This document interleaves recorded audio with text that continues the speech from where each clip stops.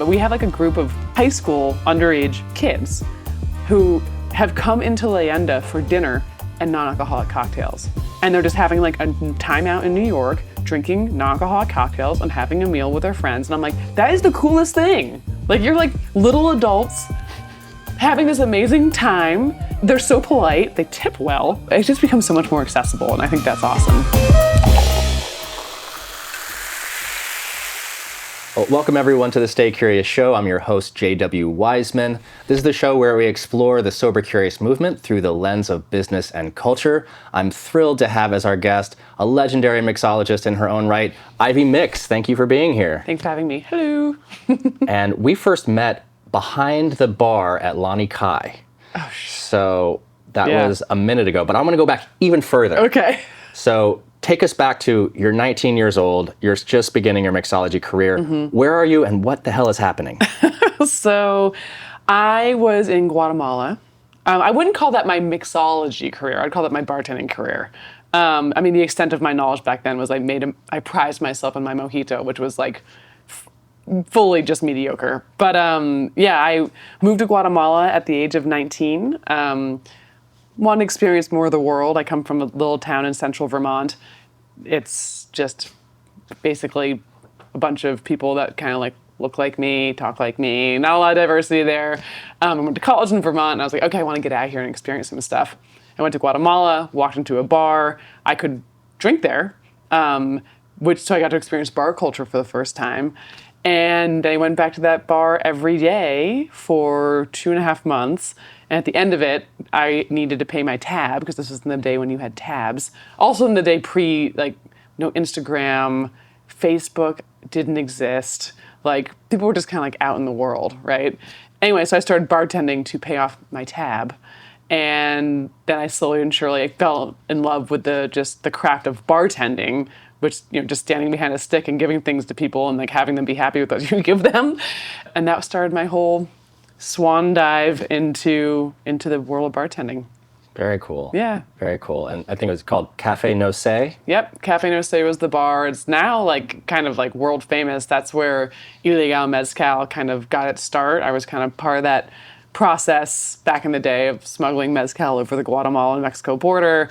I'd heard some origin myths here of smuggling stuff over the border. That's why it's called illegal, Pretending they were books for kids. Did that. Los libros por niños. Yeah, exactly. Dressed up as missionaries, we'll probably a ticket straight to hell, but we did it. I wonder who's going to play you in the movie, because it's going to be a good one. Oh, God, I wonder who I would pick. I mean, I'm trying to think who. I mean, I've always loved Eva Mendes, and I've been told once I looked like her, which to me was like a massive compliment. So I'm just going to say that. Great. Yeah. Great. I hope Ryan Gosling plays me. No. Hell yeah, right? Yeah, I'm just going to go for it. Yeah, right? Get right in there. Exactly. Amazing. So, you went from Guatemala, and then tell me about your journey back to New York City, and then how you started kind of getting inroads into the bartending community here. Yeah, so I lived part-time in Guatemala for 4 years, finished my degree, kind of piggybacked back and forth from Vermont, where I was going to school, to Guatemala, bartended, graduated, and like so many people with a liberal arts education, I just moved to Brooklyn. I have a twin sister. She moved to Brooklyn, and I was like, well, I kind of feel like being in a place where I can live, because I'd spent the last 4 years being completely transient and living all over Latin America and never really spending longer than 3 months in one place, and my whole life could fit in 2 suitcases that weighed less than 50 pounds each. Wow. And I could just go wherever I wanted, and I was pretty done with that. I wanted a sofa. Moved to Brooklyn. I still live in the same apartment to this day. That was in 2008. Incredible. Yeah, so I really said I wanted to do it and did it. But when I moved here, it was 2008, and the economy had just collapsed, and my fine art and philosophy degree, while super valuable in maybe some different eras, in 2008 was just particularly not valuable. There was no jobs. I was working for free in art galleries, and I just started waiting tables and bartending in just whatever places I could just to make cash. Sure. And through a friend, I heard that Maya Well, R.I.P., was opening up in the East Village. I literally didn't know anything about cocktails. I knew I liked bartending. I knew a bunch about tequila and mezcal because I'd lived in Guatemala and worked in this tequila and mezcal bar and spent a lot of time in Oaxaca. I knew stuff. Anyway, so I wrote them, not knowing anything about the caliber or the heritage of like Death & Co. or Phil or anything. And I was like, hi, my name's Ivy. I know a lot about mezcal. I want a job, And they were like, no. Like, who the hell are you? You don't just get to write here and say you want a job. A few weeks went by. I like dropped off actually samples of Ilegal at Maya Well, and then 2 days later I got a message from Phil being like, hey, are you the same Ivy? And I'm like, yes, there's not. I mean, what are the chances that like there's another Ivy in mezcal? And I was like, yep, that's me. So I started cocktail waitressing there, and I started to discover cocktails. I didn't, before that, I could make a Manhattan, a mojito. That was like... a few classics. Yeah, but I was like, I can make you a damn good gin and tonic, and I'm really good at opening a beer. Like, that was like my extent of my knowledge before then. And yeah, I just totally fell in love with it. I was like, look, these guys are making some really awesome stuff. They're being super creative just for a different sensory outlet. Like, I made visual art, and this to me was like tasty art, And not only that, but there's like so much geekery you could go into about spirit. So I really got into it. And there was money. Like, I was like, for the first time in my life, I was making actual money. My OL was very popular. I was running around, as a cocktail waitress there. I learned a lot in a short period of time about cocktails. And the cocktail scene was really starting to like bloom in 2009, 2010. It's right around when I met you. Everything was really like bubbling up. And I think it's because the economy collapsed. Because I think all these people who would have otherwise gone into other industries, there wasn't. Like, it stopped. Those industries stopped. So all these people that maybe would have gone into advertising or digital marketing or whatever kind of like make money, be creative jobs, started bartending. So yeah, that's how I got into cocktails. I asked if I could be a bartender, and Phil was like, no, you're a cocktail waitress. And I was like, dang it. So I was like, well, I actually want to bartend again, because I always liked the kind of like barrier of like me behind the bar. I just love that. And I wanted to make these cocktails. I was like, I like holding court behind a bar, and I know I want to make these creative cocktails.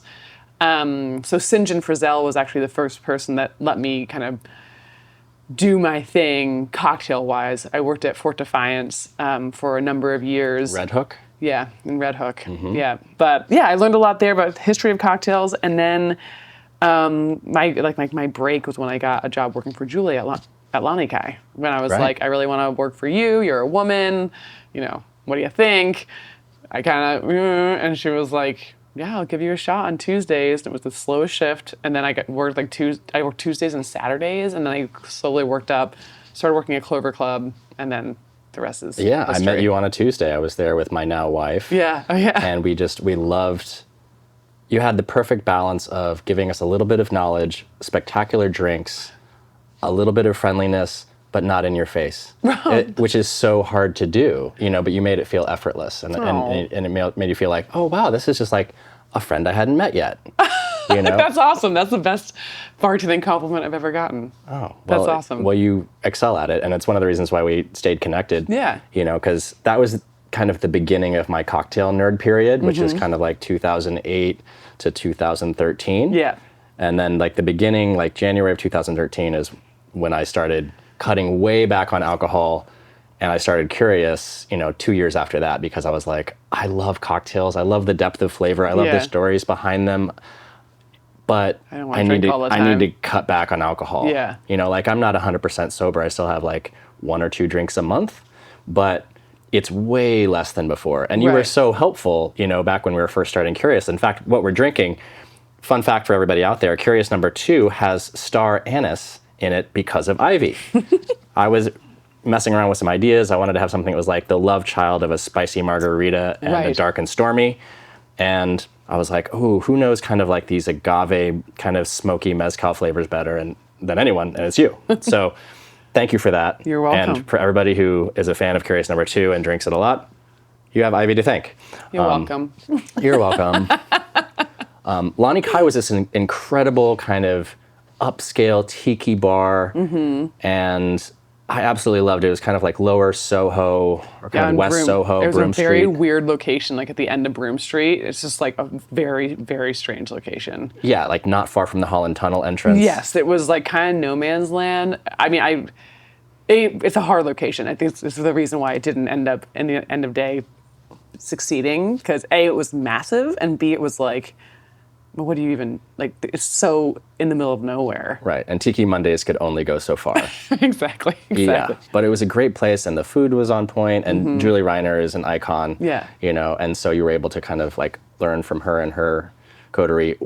At what point did you realize you're like, I really want to open my own spot and make that a thing? When did that happen? Well, I mean, pretty immediately. I mean, Nice. I'm pretty bad at, I don't want to say I'm bad at working for people. I'm only good at working for people if I really think that they're the best. So like I did a stint being a brand ambassador for a while. I did it for Tequila Ocho. I legit think that's the best tequila around, so it wasn't hard for me. You know, working for Julie, like I really thought that she was the best, so it was not hard for me to work for her.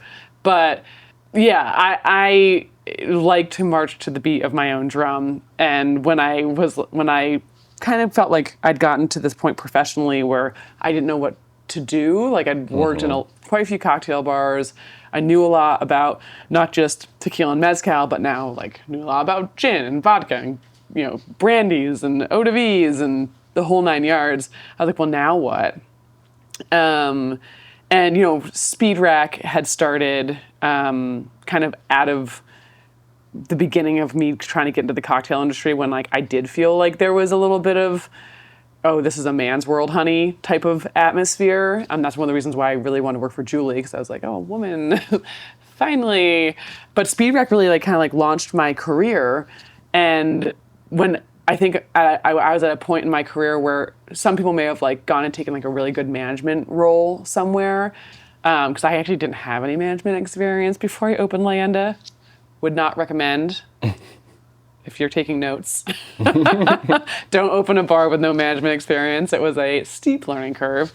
But I was like trying to open up my own spot, actually like right around this neighborhood. I was like going to places, like I want to open a highball bar, and couldn't get the money, couldn't get the investors, couldn't get the spaces. Like, you know, it's such a catch-22. You can't do anything in New York unless you've already done it. So true. It was just like, okay. And I was young. I was like 28. Then finally I was like, I kind of was thinking, well, maybe I'll move back to Guatemala or Latin America because I miss it down there, and I could just open up a bar down there, like probably a lot more easily with a lot less capital needed. And then the landlord, who's the landlord of Clover Club, contacted Julie and Susan and was like, hey, I own the building across the street. I keep on flipping tenants. I'm losing a lot of money. Would you guys be interested in taking that space over? And they were like, yes, you know, like that sounds good. He's a good landlord, you know, good deal. Like, I'll give you a good deal on rent. I'm just so sick of flipping tenants. And Julie wrote me and was like, or called me and was like, hey, do you want to open a bar with us? And I was like, sure, let's go. Like, ta-da, like this is great. Manna from heaven. Yeah, so I was like, all right, like that's my in. And that was almost 10 years ago, which is crazy. Like, that's just crazy to me. So yeah, that's how it all... Epic. That's how it started. Leyenda's been there for almost 10 years. I opened up I feel like I do things like every like 3 to 4 years I need a new project. So it's like, first I just started bartending, that was enough. Then there was Speed Rack. Then however many years, like 3, 4 years, 5 years after Speed Rack, I opened up Leyenda. Then after Leyenda, that was like 6 years, and I opened up Fiasco, my wine and spirit shop. And then just recently, past May, I opened up Whoopsie Daisy, which is my wine bar. So amazing. Just clinking along. I need projects, like idle hands, you know? I feel that Yeah. deeply. Yeah. If I have idle hands, they need to be doing something. Precisely. Yeah, Yeah, absolutely. I just get into trouble. And, you know, and for those, you know, listeners who might not know Speed Rack, that's one of the things I want to talk about most Yeah. with you. It's this incredible all-female bartending competition that supports breast cancer research. It's raised over $600,000, $700,000, $1 million. How much? Has it We're raised? like at $1.75 million. $1.75 million for Yeah, breast cancer research. yeah. Incredible. And I think that it's done such a good job not only of raising money, but also just unifying people and highlighting and elevating the women in the industry that haven't necessarily gotten the spotlight before. Yeah, and like a lot has changed, like when we first started it, Lynette, my business partner, my work wife in Speed Rack, we first kind of talked about Speed Rack during the Super Bowl in 2011.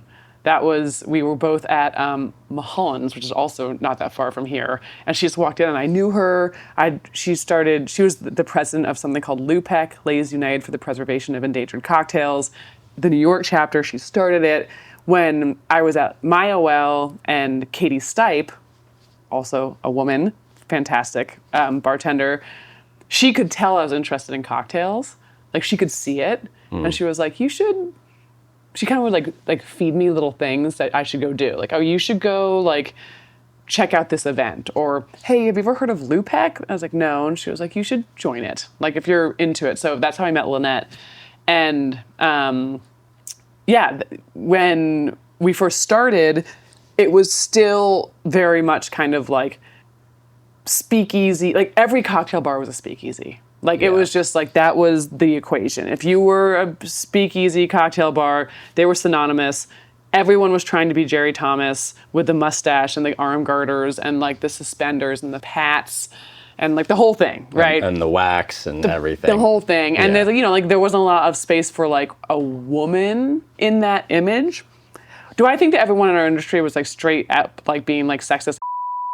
No, I don't think that people, like, I really love the people in our industry. I just think that the image that people thought they were trying to achieve was so binary and like very focused that it was kind of like, okay, we got to shake this up. We got to like have more diversity. Now there's so much more diversity in the bar world, and not just gender diversity, but sexual orientation, race. Like there's a lot more diversity inside the cocktail industry now.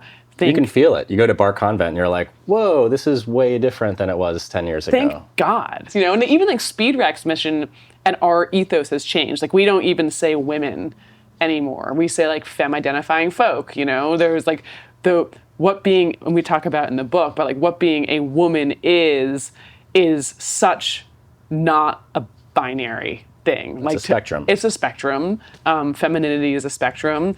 You might be a woman who totally rejects femininity. There's this whole spectrum, and our mission, more than ever, is to really fight and promote that. Because the only good bars are the bars where everyone feels comfortable. If you have a bar that ostracizes anyone, you're just bad at your job. And the only way to... That ain't hospitality. Which, in the cocktail world, sometimes people forget that we are in the hospitality business. Newsflash, we should give hospitality. If you don't like being nice to people, you're in the wrong business. We are just still fighting for that, because like the more diverse your staff, the more diverse your workplace, probably the more people who can come in and be like, oh, I feel comfortable here. Mm-hmm. So, yeah. I can be myself here. I don't have to fit into a narrow mold just because I'm in a cocktail bar. Right, exactly. Yeah, I feel that. I do want to talk about the book too, because we've got a quick drink. Here she is. Yeah, which is beautiful. I love this pink. It's so sparkly. Yes. I mean, really, it's extremely sparkly, which is a real win for us. This came out around like the 10-year mark of Speed Rack? Yeah, May of 2024, that came out. It was a long time coming, gathered a lot of cocktails from competitors who have competed over the years. Like, we had our first Speed Rack in 2011, and then we had COVID, so we took off a year. But we've been doing this for a long time. We really wanted to represent so many of the people who'd competed over the years, different countries. We don't just do this in the United States. We've been global, all over the place. So really trying to like tap in and highlight different folks. And the whole purpose of the book, so Speed Rack is in its essence a classic cocktail competition, because we always thought that it was very important that, especially way back in the day when like folks would come into bars and they'd like stump the bartender, they'd have a copy of the Savoy and be like, do you know how to make this one? And it's like, okay, now people don't do that anymore, but they seriously used to. And so many cocktail bars still, even like more so today, are like, oh, I can make you this fancy ass clarified, reverse osmosis, whatever the hell, martini. But I don't even know how to make a boulevardier, Wow. because the classics frequently they're not remembered because people have their cocktail list, people go for their specialty cocktails to these bars, and all these bartenders just don't know how they got there. So Speed Rack started and we're like, you should know how to make all these classics. It could be as simple as a martini. It can be as obscure as a Suffering Bastard. Like, there's a lot of classic cocktails out there, right? So we have like a list of about 60 that we say that you have to know. But in the final round of Speed Racks, we do what's called a dealer's choice. So we're like, okay, clearly you're a good enough bartender to know all these classic cocktails. We call them out at random. You can make them and you can succeed. But how are you doing creatively? How are you doing creatively on the fly? So that is supposed to be like, you come in, you sit at my bar, I hand you a menu, and you're like, I can't read that today. Which, like, how many times you've gone to a cocktail bar, you're like, oh God, no, I can't. I don't feel like reading a novel. I just want to tell you what I, like the day I've had, or the vibe I want, or something. Right. So Yeah. it can be something as, I've had a really bad day, I had to fire someone at work. Can you give me something that just like makes it better? It's like, oh, okay, yeah, I guess I could. Or it could be something like, man, it's snowing outside. All I want to do is be in a tropical weather. Make me something beachy but wintry, So that's kind of, or it could be something like, I want a Negroni variation. Yeah. Boulevardier here. Yeah, exactly. Yeah. Good job. You don't need the book, no. So the book is based off those dealers' choices. So these prompts that we've given Speed Rack competitors, and then they make a drink to meet the prompt. So I love that. I can't wait to dig into that. and the whole first chapter is all no and low. So Oh, yes. yeah. Yes. Awesome. Yeah, which is great. And which I think we got to sponsor a couple Speed Rack events over the past couple of years, and hope that we can do that again with the upcoming season. Absolutely. Yeah, we should. Yeah, because, I think that in our industry, it's becoming more and more clear that, maybe there's a little too much emphasis on alcohol at times. Yeah. I mean, totally. And so many of us that are just like looking to cut back still want to drink something adult and sophisticated. Totally. We're still going to have a day, and we want something that like can make us forget that we had to fire somebody. Right. And have just something kind of be a vibe reset Yeah. in a drink. Yeah. Well, it's like armchair, like, voyeurism. It's like you can kind of travel a little bit through the things you eat and drink. It doesn't have to have booze. Right. Exactly. Yeah, and we love getting stuff from all over the world. Yeah. To do that, and it's super fun to dive into those. I have questions about like your earliest love of a cocktail. What is the first cocktail that you fell in love with? Two come to mind. Mostly because I was like over there on 6th Street in the East Village at Mile and Death & Co. Like my first real like knowledge of cocktails was within those families. Phil had a drink. I don't think it ever went off the Mile menu. Maybe it did, but it was called the Pale Rider, and it was like this punch, and it had jalapeno infused tequila, Fino sherry, cucumber. It was super fresh and super green, and I was like, this is like, I didn't even know. Like, who knew you could do this? Like, this is delicious Right. and refreshing and spicy and salty, and it was just so good and fresh, super fresh. So probably that one, and then That's hitting so many different parts of your palate. oh, it was a bomb. It was just like poof, and super tasty. Then if you walk down the street, there was a drink there called the Cooper Union, which was made Sazerac style, but with like a Lafroig, like a smoky Scotch, and it was just an Instead Irish of the absinthe or something? instead of the absinthe, and it was Gotcha. like an Irish whiskey Saint Germain drink, and it was like super easy. It's actually in the Speed Rack specs because I think it's like there's not that many Irish cocktail like known out there, so we put it in the Speed Rack specs. 'Cause I think it's just like one of the best Irish whiskey drinks. One of the best drinks I was like just remember thinking like this is really good. Like this is Irish whiskey just got like a complete makeover. So yeah, probably those guys. And then I got into classic cocktails and my favorite classic cocktail, like the one to me that I was like, wow, this is so good. Especially, I don't really love whiskey, which is funny because like whiskey cocktails, I tend to gravitate towards more,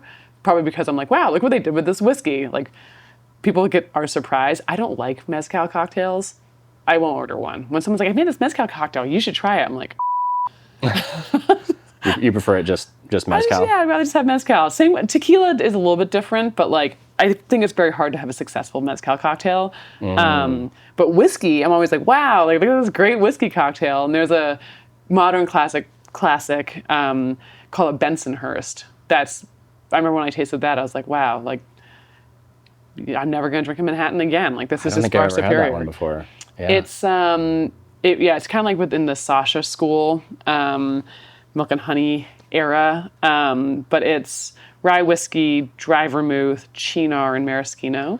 Oh, it's very tasty. Those sound really good. It's very, very tasty. I'm a big Cynar fan. It's very, very good. Like I'll have to pour you some of our Curious number 8, our Amaro.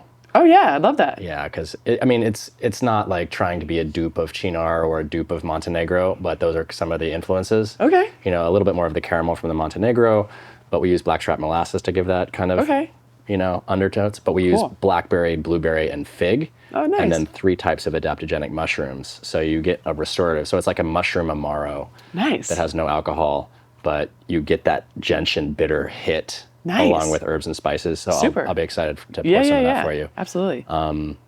And yeah, I've just been like a cocktail nerd for so long. I could ask you so many questions on this stuff. Shoot. You know, what is a book, you know, besides, you have a couple amazing books that you've written, this one, and then also Spirits of Latin America. Spirits of Latin America. Yeah. So obviously those 2 should be on the reading list of anyone who's like serious Yes. about cocktails. Yeah. But what book, you know, or was kind of seminal for you in your training? 'Cause you mentioned Savoy. That's obviously an old one. Right. I mean, I think like to me, still to this day, the book that I suggest that everyone read if they're just getting into cocktails and is required reading, like if someone's at Leyenda and they want to, you know, become a bartender and they're like in a entry-level position like a bar back or a food runner or even a server and they want to hop behind the stick, I'm like, if you're interested in this, go read The Joy of Mixology. Gary Regan's book, he breaks it down so succinctly, different categories of drinks. It just makes you understand how to actually construct a drink and like different families of drinks and why they are the way they are. And it's great. It's not like creatively, is it the most amazing book on earth? It's foundational. It's foundational, Yeah. but I think it's definitely a must have.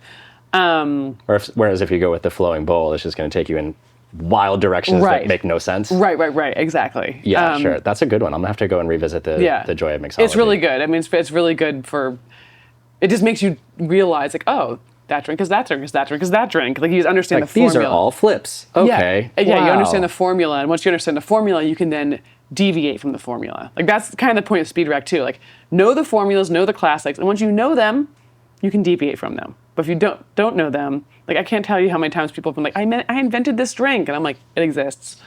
That's a classic. Like number 2, this is a sour. Yeah. You know, it's a sour. It just has sea salt and pineapple, ancho chili, and all these other things in it that make it a little different. But at heart, it's still a sour. Right, precisely. Yeah. And then if you want to get like a little bit more advanced, I think Cocktail Codex is really like, I find myself going to it a lot. I don't do 3/4 of the fancy schmancy stuff that Alex Day does. He is a liquid genius. I am but a mere student. Yeah, lots of inspirational stuff in there and just a lot of information. I'm like, oh, that's a good idea. Cool. Oh, that's a good idea. Like if I need inspiration, that's where I go.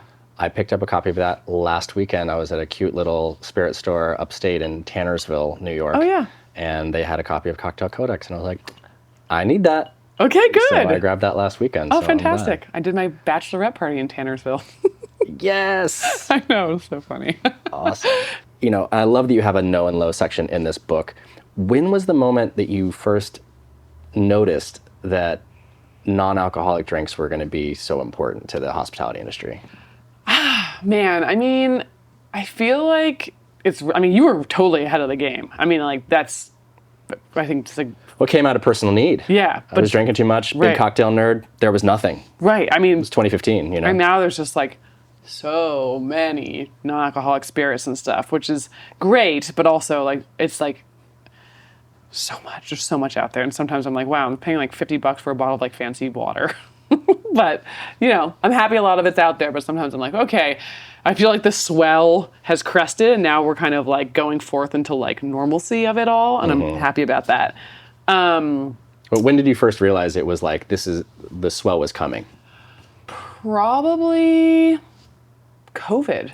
COVID. Yeah. Yeah. That's what I think. I mean, we always had like a mocktail section everywhere I've always worked. There was like a separate menu.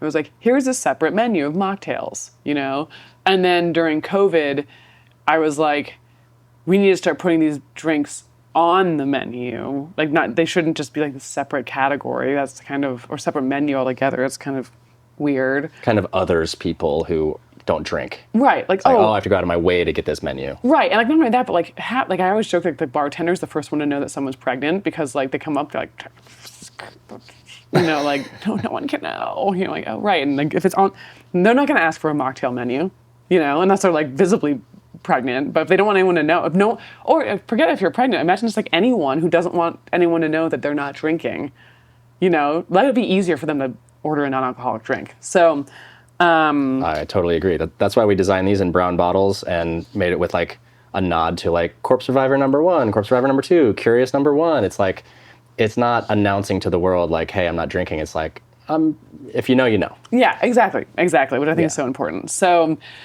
yeah, I think that was it. Like, I think it came a lot out of like people just drank a lot over COVID.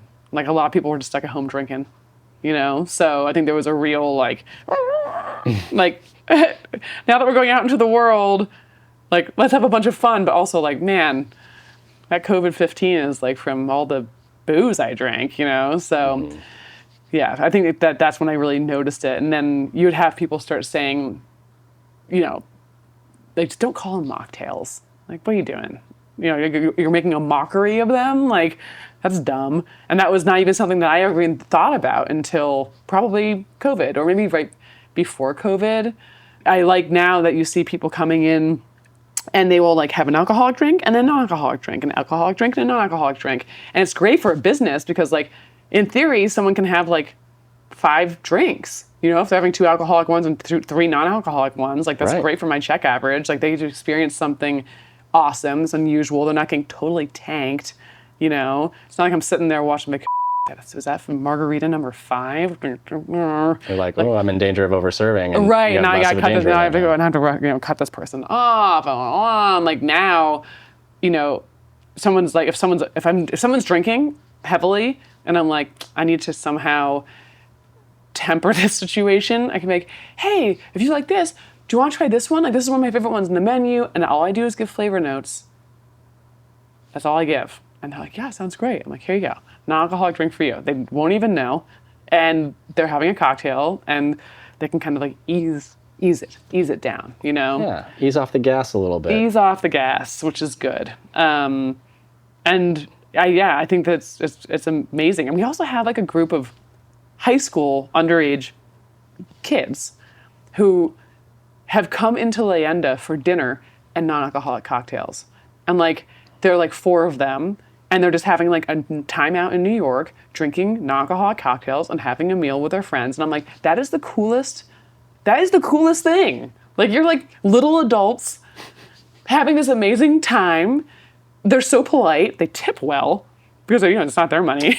Somebody raised them proper. Yeah, I'm like, this is great. And they don't come in all the time, but I'm like, I think it's so cool that can be an option. That even like, not that you can experience these things even if you're like not supposed to drink, or it kind of opens up. It just becomes so much more accessible, and I think that's awesome. Right.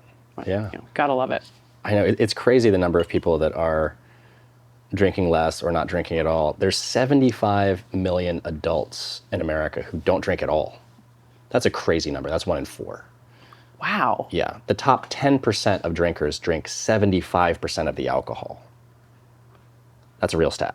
Wait, what? The top 10% of alcohol drinkers drink 75% of the alcohol. Wow. That's from the IWSR. And so, and then there's the people that are in between that are drink 2 or fewer alcoholic drinks a week. That's 90 million adult Americans. So Wow. the people you're talking about that come in, they have a drink, then they have an alcoholic drink, they have a non-alcoholic drink, they have an alcoholic drink, they have a non-alcoholic drink. Massive group of people, and that seems to be accelerating. There are more people that are casually taking their alcohol content down, and the top 10% are still kind of drinking as much as they always did. Yeah. You know, at least that's how I'm kind of reading the tea leaves when I look at some of these stats. I mean, you definitely feel it. Like if you feel the decline, just like in bars, like you can see it. Hopefully there are people who are coming out and drinking the non-alcoholic stuff out. You know, I do hope that becomes even more normalized because people are doing it, but it's not as common as I'd like to see. Because I feel like some people are like, oh, I'm sober, which means like I'm a church mouse and I stay home and I don't do anything, you know? And Right. I'm like, you can go live your life and like experience these beautiful things sober. Like that's totally, or like, not, or without alcohol, you know? There's so many different ways to experience everything. So I hope that that becomes a little bit more normalized, you know? It's becoming more normalized, particularly, and this is where New York actually has to catch up. Because if you go to a place like Nashville, it's happening. It's happening full on. Okay. You are in New York, a lot of times the culture has been a little bit slow to put the section of spirit-free on the menu. And I would say fewer than 20% of places actually have that dedicated thing right next to the cocktails and the wine. If they don't put that on there, they're losing thousands of dollars a month. Yeah. Because the people that come in are like, there's nothing for me here. And if you have to talk to the waiter to know that those are options, you're losing money. Yeah. You know, and that's the biggest thing that like bar owners and restaurant owners need to change is have the section on your menu. Hopefully, I hope it has Curious on there, and I hope it has 3 other things on there. Like, Right. For a place like Leyenda, you're so adept at making these incredible cocktails. It's like you want to showcase that too, but maybe also have like a trusted brand that like a million people in America already drink. Yeah. Both are good. Yeah. you know? Totally. But the culture has been a little bit slow in New York to get there. Yeah. Yeah. Thankfully, people like you have been doing it for like a decade, Right. and the other places are starting to catch up. Yeah. But it's only the people who have been like, to your earlier point of like wanting to work with the best people. Mm-hmm. So far, only like the best people have been doing this, and a lot of the other places have been a little bit slower, and they're leaving a ton of money on the table. Not to mention like you got to lead with your heart when you're serving people. If you're not leading with your heart and like having a good time and showing them and being like, oh hey, well, you had a day. I got something for you. Right. Take care of those people, Yeah. Because that's where it all Totally. starts. That's why I got hooked on hospitality, is because of like the feeling that it gets you, or the people that you interact with. It's Totally. like the food and the drink is necessary but not sufficient. There's a lot of places where I've been where I'm like, wow, this food is great, that drink is good, but if the vibe's not there, I'm like, I'm not going back, man. Like, Absolutely. no, I can make good food and good drink in my own house. So. Okay, so we have some curious questions, Great. Which I would love to get into, and it kind of dovetails off of music where we just were. So tell me about your first powerful music memory. Well, the first thing that comes to my mind, I grew up in central Vermont, and I grew up in a Waldorf school. So lots of the way of getting educated is through like song and dance and drawing and watercolors, and like it's a very artsy way to learn. Yeah. And we sang every day. Like every day you would get together and sing, it was like a class. And you would sing everything from like actual songs to like, there were songs that we sang that were about gnomes that would do punctuation and math. So like we learned grammar and stuff, singing songs about like these little gnomes that would like hold the sentences for the people who spoke them, like quotation marks, or like King Capital, which is like, I don't know. So that's like my first musical memory, is like singing these funny songs about Grammar gnomes. grammar gnomes. Yeah. I love this. Yeah. That, or like my first concert I ever went to was Van Morrison. No, wait. Yeah, it was. It was Van Morrison and Bob Dylan. Epic. Yeah, and I was like in 3rd grade or something, and I went, with my mom, and I remember just being like, we were obsessed. Like my whole class was obsessed with Bob Dylan as like a bunch of like 10-year-olds. I don't know. Like someone started to like it and we all started to like it. And my mom was like, well, I love Bob Dylan. Let's go. So we like went to Boston. It was like a big trip to the city. And yeah, that was like this big thing. So 2 answers, 1 question. I'm here for that. It's like the 2 cocktails. There cannot be just one. Yeah, right. Yeah, we like too many things. Yeah. And so similar question. Tell me a powerful early food memory.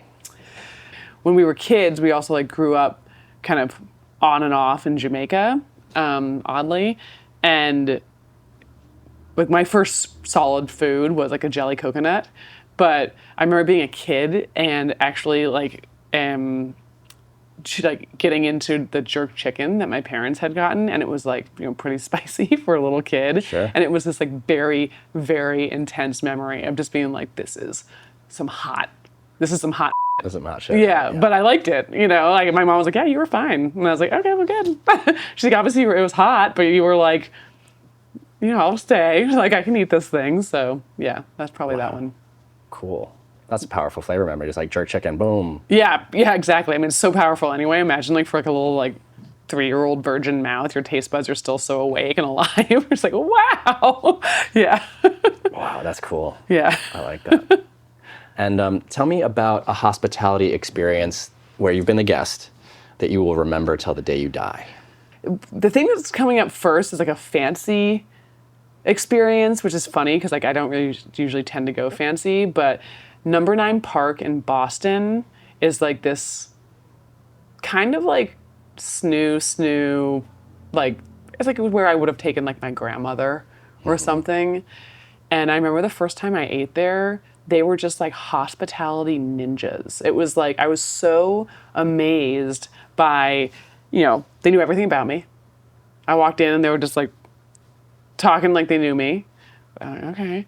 I can't remember who I was there with, but I don't think they were in hospitality, and that they also knew about them and they'd done their research. And I was like, okay, this is awesome. And then like, you know, they like everything was just so synchronized, but they were having such a good time doing it. So it was like super casual in the way we were conversing, but the service was just like absolutely top notch. And I remember just being like, this is the goal. Like, and I don't want, like, I'm not very like, you know, everything has to be just so. I'm a little bit more like freewheel and like I live super casual, but I was like, you guys really knocked this out of the park. Similar, like, I feel like 11 Masson Park also kind of has similar vibes to that, but that's a little rigid, like much more rigid than Number 9 Park. So yeah, probably that one. Number 9 Park, I Yeah, like that. probably. And So then kind of meticulous in nature, but casual in execution and how they relate to you. it was just, they were like hospitality ninjas, the only way I can put it. I was like, you guys make this seem effortless, and it's clearly a lot of work, you know? And like, I remember I got this like cheese. They had this amazing cheese. They had like one of those like cheese carts, and you know, it comes out, and they're like, look at all this cheese, you know, and it's all like spectacular cheese. And they're like, oh, we'll take those 3 ones, you know. And I remember just thinking that they just, like everything from the cheese cart to how they gave you the cheese to how they talked about the cheese, the flavor descriptors were like it was like you were describing to a friend, but I was just a patron at the place. They're like, and it wasn't like light, delicate touches of cream and salt. It was like, yeah, this one's a little bit locker roomy. That one's, and I was like, this is great. Like, this is awesome. It's got a whiff of jockstrap, but in a good way. Yeah, exactly. I'm like, I know it. I felt that way I went to Francie recently, and we got the cheeses, and it was kind of, they didn't have the whole cart and everything, Yeah. but the way that they described it, you know, was like really on point, and they helped us choose so well. Awesome.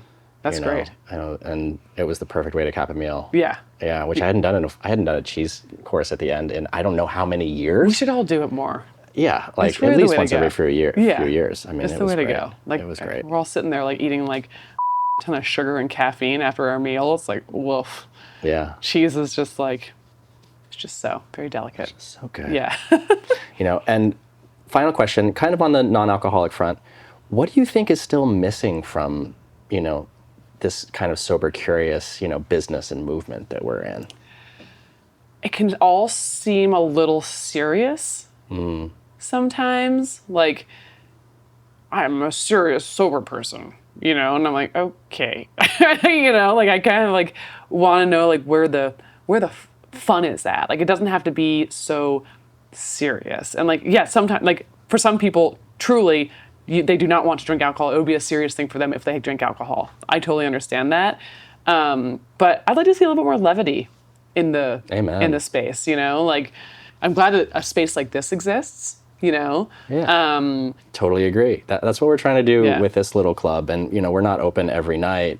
We're open for specific events and stuff Right. like that. But the whole purpose of this is to showcase what a nightlife space can be when you center creativity and playfulness instead of alcohol. Right.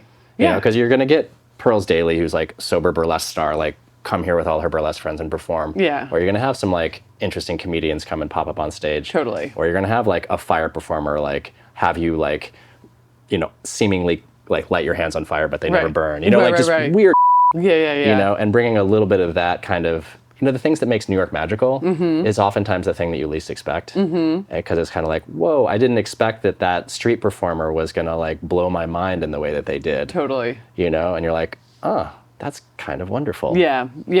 I would like to see more of it. That and like, will someone please just make some more non-alcoholic wines that don't suck? I've got you on that. Oh my God. I'm going to pour you some right after this episode because number 9 is our sparkling rosé. Oh, really? And then we have number 7, which is our champagne cocktail. So it's a French 77.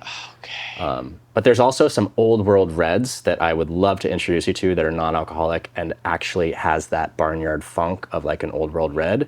It's the only one that like you'll hear it soon. You'll hear it soon.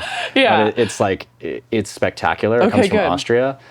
Lots more stuff like that is starting to come, but Yeah. there's only a very few producers who actually give enough of a to make a world-class product. Right, exactly. Like to me, it's like lights. Lights is it. Like, and I've tasted a lot of them, and like I'm just like, boy, God, someone, come on, please, bring it on. We're gonna get you some of this. It's called Geronimo, and it comes from Austria. Okay. It's spectacular. Awesome. It's really, really good. And then Curious number 9 for, you know, rosé fans. And the thing that Awesome. we're always trying to do is like make something that hits some of the same points of your palate as a wine or a cocktail, but we're not trying to make it identical. It should be something specific that's a little different. Because you think about your favorite food and drink experiences, it's usually a riff on something from your past. Yeah. You know, it's a little bit of nostalgia and a little bit of something new. Totally. And that's what we're always trying to do with our drinks is like, Awesome. like we're not trying to make a Boulevardier. Exactly. Right. Like that already exists. Exactly. Make something new. Yeah, So I agree. So to everybody out there, I just want to say, you know, thanks to Ivy Mix. You've been such an inspiration over the years. You've been so helpful you. to Curious and to all of our, you know, endeavors these past almost 10 years. Woof. Congratulations. That's And wild. and I hope that we can work together more. Check out Ivy, especially with Speed Rack, which is the bartending competition. You should check her out. Where else should people find you online? You can find me just at Ivy Mix on Instagram. Be sure to follow Speed Rack at speed_rack. Pick up a book. 1% of our profits will go to our breast cancer charities, which we work with ones that we really, really, really love. So it's a good gift. Well, Yeah. thank you so much for being here, Ivy. And thanks to everybody. Stay curious, everyone. See you next time. Are you curious?